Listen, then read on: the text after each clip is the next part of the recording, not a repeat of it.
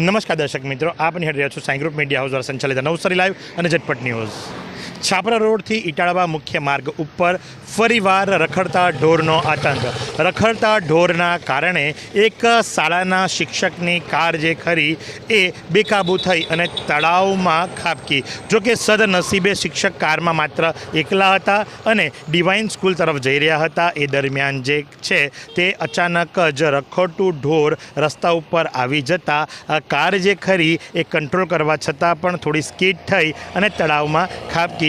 જો કે સદનસીબે સ્પીડ બહુ ન હતી, સ્પીડ ઓછી હોવાના કારણે એ આખી તળાવમાં ન જતાં કિનારો ઉપર આવી અને અટકી ગઈ। ત્યાં એક ફેન્સ કરવામાં આવી હતી તળાવની ફરતીની। એ ફેન્સ જે ખરી એ ફેન્સ અને ઝાડના કારણે કાર જે ખરી એ અટકી જવા પામી હતી। જો કે કારને થોડું ઘણું નુકસાન થયું છે અને કાર જે ખરી એ ક્રેન દ્વારા બહાર કાઢી લેવામાં આવી છે અને હવે એ કારને જે છે તે રિપેરિંગ માટે લઈ જવામાં આવી રહી છે। તો ત્યારે શિક્ષક પણ અહીં ઉપસ્થિત છે, પોલીસ સ્ટાફ પણ અહીં ઉપસ્થિત છે અને આગળની જે તજવીજ જે ખરી એ ચાલી રહી છે। તો ત્યારે એ શિક્ષકની સાથે વાત કરીશું કે રીતે આ ઘટના બનવા પામી અને રખડતા ઢોરોનો ત્રાસ એટલો બધો વધી ગયો છે કે ગઈકાલની જ વાત કરવામાં આવે તો ગઈકાલે પણ 20 ગાળાની એક સામાન્ય મહિલા કે જે બિચારી ચાલતી હતી એને એક આંખલાએ પાડી નાખી અને એના કારણે એનો આખો હાથ છૂટો પડી ગયો અને સિવિલની અંદર એ સારવાર લઈ રહી છે। તો આજે પણ એવી જ ઘટના બનવા પામી। આ સદનસીબે શિક્ષક જે ખરા એ કારમાં હતા અને કારને નુકસાન થયું છે પણ શિક્ષક હેમખેમ રૂપે બચી ગયા છે। ત્યારે સીધી વાત એમની સાથે કરીશું। શું નામ છે આપનું?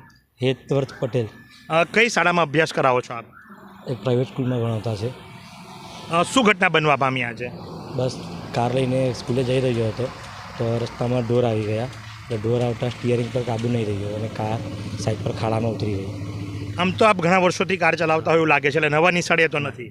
ના, છેલ્લા 7-8 વર્ષથી ચલાવું। 7-8 વર્ષથી આપ કાર ચલાવો છો, છતાં પણ અચાનક જો આવી રીતના ઢોર આવી જાય તો ભલભલા ડ્રાઈવરને પણ પરસેવો છૂટી જાય, એ આજે તમે જોઈ શકો છો। છૂટી જાય બરાબર। તો મુખ્ય કહેવાનો ભાવાર્થ જે છે કે આ રખડતા ઢોરોનો ત્રાસ ક્યાં સુધી રહેશે અને આ રીતે આ સદનસીબે યુવાન એકલા હતા, યુવાન શિક્ષક છે, જેમ તેમ કરીને એમણે કંટ્રોલ કરી લીધું। સદનસીબે આખી કાર જે ખરી એ તળાવમાં નથી જતી અને કિનારા પર અટકી જાય છે। તમે જુઓ છો એ પ્રમાણે અત્યારે એને ટોચન કરીને લઈ જવામાં આવી રહી છે, પણ શિક્ષક બી જે ખરા આપણી સામે છે, સદનસીબે એમને પણ કોઈ જાનહાનિ થવા પામી નથી। અને શું કહેશો તંત્રને કે આ રખડતા ઢોરની ઉપર કોઈ કાર્યવાહી થવી જોઈએ કે નહીં થવી જોઈએ? રસ્તા પર રખડતા ઢોર હોય તો થોડું સાવચેત રહેવું જોઈએ। ઢોરે થોડું સાઈડ પર થાય એવું કે તંત્ર રહે તો સારું પડે કે ઢોર થોડા ઓછા થઈ જાય।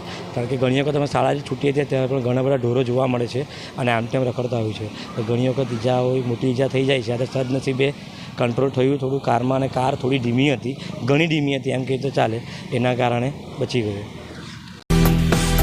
आइसक्रीम हमारे यहाँ रोज चाहिए और वो भी रिफ्रेश के आइसक्रीम मिक्स। 5 से ज्यादा वैरायटीज, सर्च करो, क्लिक करो, लाइफ को रिफ्रेश करो।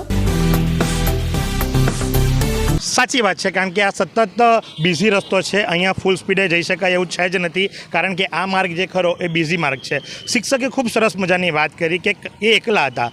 આ જ જગ્યાએ જો કદાચ કોઈ સ્કૂલની વાન અથવા તો સ્કૂલની બસ હતે અને એની અંદર જો માસૂમ બાળકો અથવા તો કોઈ પરિવાર, કારણ કે આ મુખ્ય દાંડી જતો માર્ગ છે અને કોઈ પરિવાર જો અહીંયા હતે તો એ શું કરશે? તો સાથે જ પોલીસ સ્ટાફ પણ ઘટના સ્થળે આવી પહોંચ્યો હતો અને પોલીસ સ્ટાફ જે ખરો એ હાલ જઈ રહ્યો છે। પણ એટલું જ નહીં, તમને સાથે બીજા દ્રશ્યો પણ બતાવી દઈએ। શિક્ષક જે કહે છે તદ્દન સાચી વાત છે, હજુ પણ તમે જોઈ શકો છો તો આ મુખ્ય માર્ગની ઉપર ઢોરોનો અડિંગો છે।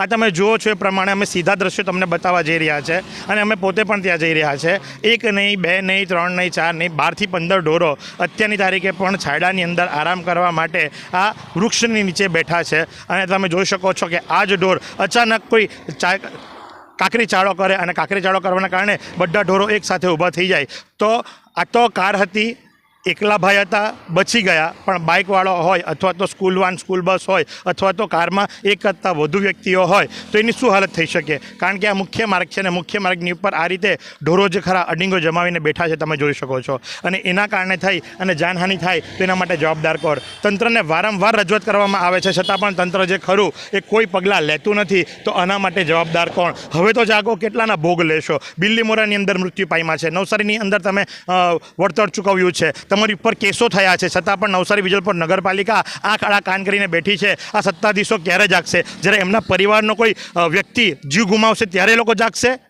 તો આ જ પ્રમાણે આવા અવનવા સમાચારો માટે નિહાળતા રહો નવસારી લાઈવ અને ઝટપટ ન્યૂઝ. પણ વિરામ લેતા પહેલાં એ ઢોરો જ્યાં બેઠા છે ત્યાં જ હું મારા કેમેરા પર્સનને વિનંતી કરીશ કે ત્યાં એક બોર્ડ લગાવવામાં આવ્યું છે કે આપ સીસીટીવી કેમેરાની નજરમાં છો, અહીં કચરો નાખવો નહીં, એ 5,000 રૂપિયા દંડ વસૂલ કરવામાં આવશે.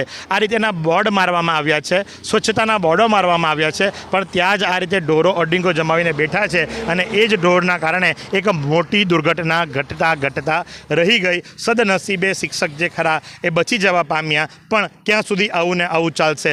હવે તો સત્તાધીશોએ જાગવું ખૂબ જરૂરી છે. ક્યાં સુધી તમે રખડતા ઢોરોનો અડીંગો દૂર નથી કરી શકવાના? ક્યાં સુધી તમે બાંય પર બાંય અને હદ પર હદ ધરાવીને બેસી રહેવાના? હવે સમય છે કંઈક પગલાં લેવાનો, કંઈક એક્શન લેવાનો. જાગો, જનતા જવાબ માંગશે.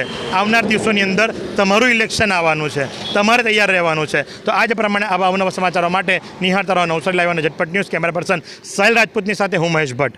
ક્યાં સુધી ભાડાના મકાનમાં રહેશો? હવે મેળવો તમારું પોતાનું ઘર. તમારા સપનાને સાકાર કરો કામધેનુ પાર્કમાં. નજીવી રકમ ભરો અને ઘરનું ઘર મેળવો. શાંતાદેવી રોડ ખાતે આવેલ કામધેનુ પાર્કમાં high security, fire safety, elevator lift, પ્રસંગો માટે પાર્ટી પ્લોટ તેમજ બાળકો માટે પાર્ક જેવી ઘણી બધી સુવિધાઓ ઉપલબ્ધ છે.